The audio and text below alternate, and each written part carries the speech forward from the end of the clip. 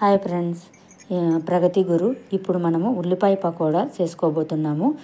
ఉల్లిపాయ పకోడాకు కావాల్సిన పదార్థాలు: 2 కప్పుల శనగపిండి, 3 ఆనియన్స్, 3 స్పూన్ల బియ్యపిండి, 2 స్పూన్ల కారం పొడి, రుచికి సరిపడా ఉప్పు, 3 పచ్చిమిర్చి, కరివేపాకు.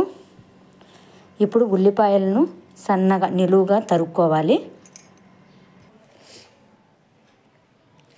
ఉల్లిపాయలను ఈ విధంగా పొడవుగా కట్ చేసుకోవాలి.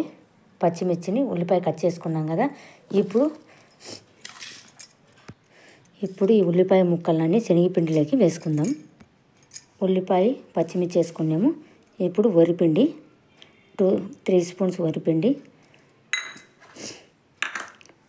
రుచికి సరిపడా కారం,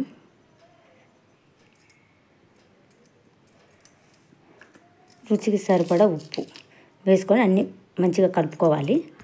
ఇందాక చెప్పడం మర్చిపోయాను, కరివేపాకు కూడా వేసుకోవాలి. మరీ లూజుగా ఉండకూడదు, మరీ గట్టిగా ఉండకూడదు. అంతా ఈ విధంగా కలుపుకోవాలి. బాగా అంతా అన్నీ బాగా కలిసేటట్టు ఉల్లిపాయ పచ్చిమిర్చి కరివేపాకు అన్నీ బియ్యపిండి అంతా బాగా కలిసేలాగా కలుపుకోవాలి.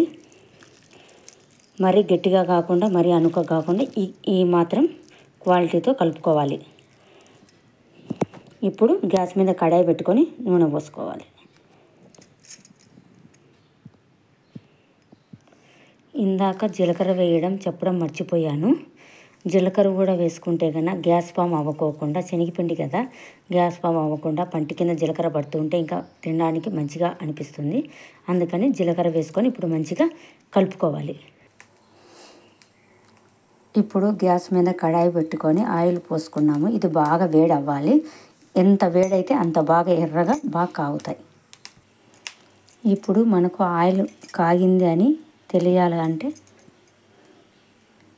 ఇట్లా కొద్దిగా వేసామంటే కన్నా పైకి వెంటనే వచ్చే ఆయిల్ బాగా కాగిందని అర్థం.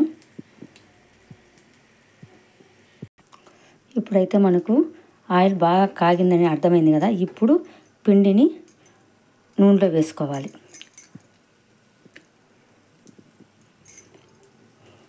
ఇట్లా కొద్దిగా ఆయిల్లో వదులుకుంటూ వేసుకోవాలి.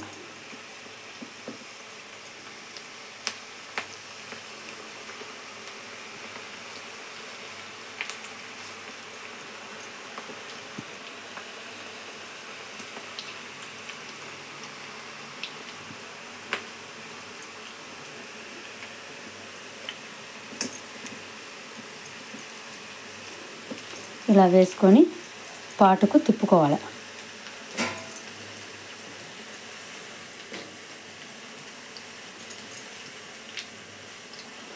వేసుకొని బాగా రెడ్ కలర్ వచ్చేంత వరకు కాల్చుకోవాలి. చూడండి, ఈ కలర్ వచ్చేంత వరకు మనము కాల్చుకోవాలన్నమాట. ఇప్పుడు ఇది తీసుకొని పక్కకు మార్చుకోవాలి.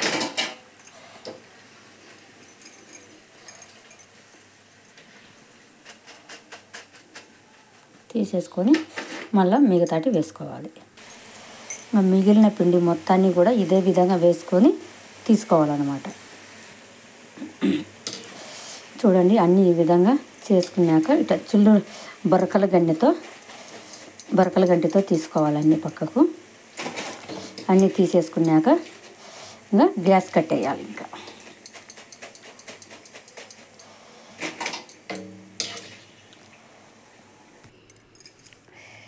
ఎంతో రుచికరమైన శనగపిండి పకోడా రెడీ అయిపోయింది. చూడండి ఫ్రెండ్స్, ఎంత క్రిస్పీగా ఎంత బాగున్నాయో చూడండి. ఎవరైనా చుట్టాలు వచ్చినప్పుడు తొందరగా చేసి పెట్టడానికి కూడా తొందరగా అయితే అవుద్ది అన్నమాట.